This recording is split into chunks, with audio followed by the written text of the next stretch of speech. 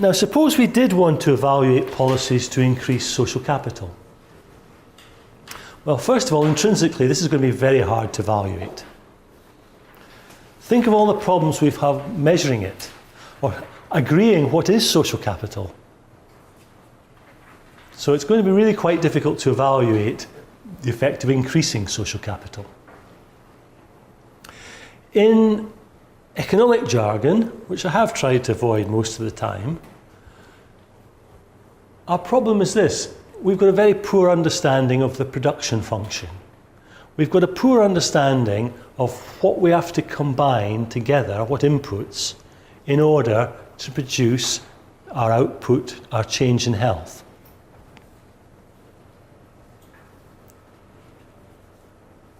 Now, we also have rather poor understanding of the production function for social capital.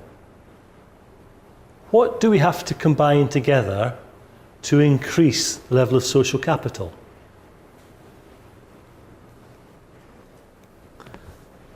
So those are two major problems.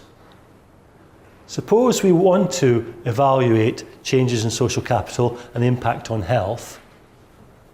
We need to know what it takes to change social capital. Now that has received rather little attention.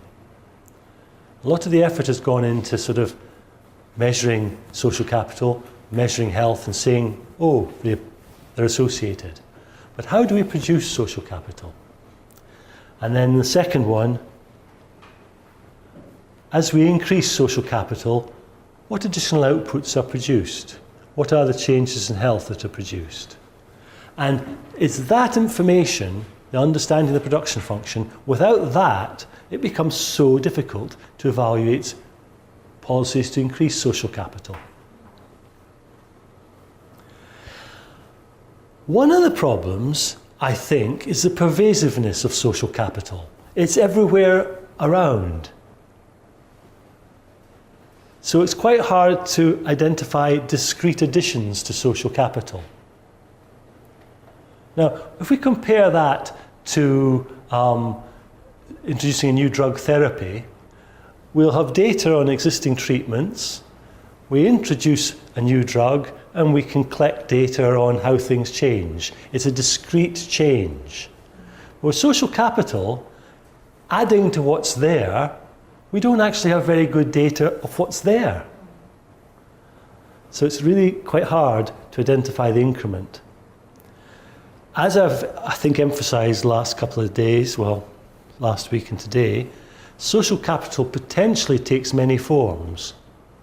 If we go back to literature on it, there's emphasis on networks, there's emphasis on relationships, there's emphasis on social norms, there's emphasis on participation in group activities. It's also probably a problem of multiple outputs. Social capital doesn't just affect health. It's going to affect other things. What about education? Now, I haven't gone down this line at all, but let's forget health and think about education. Is it easier to learn where there's more social capital than less? Well, one imagines it's much easier to engage in education and to positively add to your knowledge and skills in an environment where there's lots of social capital rather than less social capital. And then, of course, a fundamental problem, excuse me, is the problem of attribution. If we do see a change in health and we've changed social capital, can we attribute it to the change in social capital? So we're back to our causation. It might be because of the change in social capital, it might not be. Some of it might be due to the change in social capital, but not all of it. So there's a raft of challenges that make it really difficult to evaluate policies to increase social capital. Question, yes, comment. I have a question about the social capital takes many forms. Do they differentiate between creating a new social capital and maintaining an existing social capital? Or Well, I think we don't know. I don't think we know the answer. I think part of the literature, the attitude is, as long as the social capital's there, maybe it doesn't sort of matter where it came from or what. And maintaining social capital may be just as valuable or more valuable, who knows, than adding social capital or having to introduce new social capital. It's a good question. I don't think we know the answers.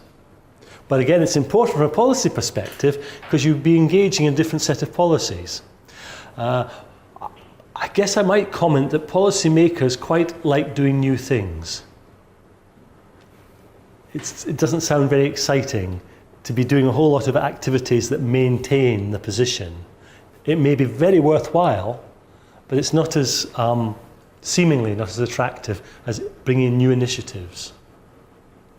But it may well be the case, it'd be a very interesting study, I don't know how I would do it, but it'd be a very interesting study to compare the cost effectiveness of maintaining existing levels of social capital as compared to allowing them to sort of deteriorate and then building new capital.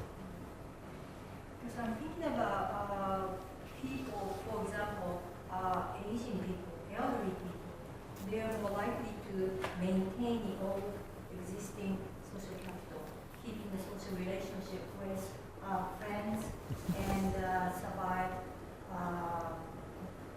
relatives instead of creating a new social capital. So I think we should look into maintaining as much as creating a new social capital. Yeah. Well, as I say, I think that's a perfectly reasonable view. I don't think we've any evidence. But you could write whole PhDs on this. Wrong audience, because you're already, most of you, writing one on something. But yeah, it's an important question. I don't think we have a clue, really, as the answer of it, just now. To a large extent, we're at an early stage in just beginning to try and understand what works, what makes social capital. I don't think we've got anywhere near being able to answer the question, if you did want to answer it or ask it, what's the most cost-effective way of maintaining or sustaining social capital?